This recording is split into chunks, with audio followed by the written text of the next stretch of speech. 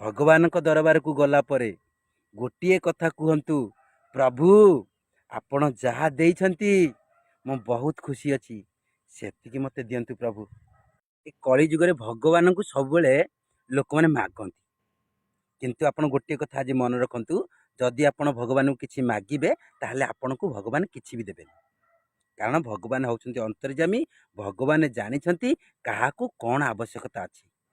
କିନ୍ତୁ ଏ ଅଧମ ମଣିଷ ଭଗବାନଙ୍କ ଦରବାରକୁ ଗଲା ପରେ କହିବ, ପ୍ରଭୁ ମୋ ଘର ପୁରା ଅଧା ରହିଲା, କ'ଣ ଆପଣ ଦେଖିପାରୁନାହାନ୍ତି, ପୂରଣ କରିଦେଉନାହାନ୍ତି।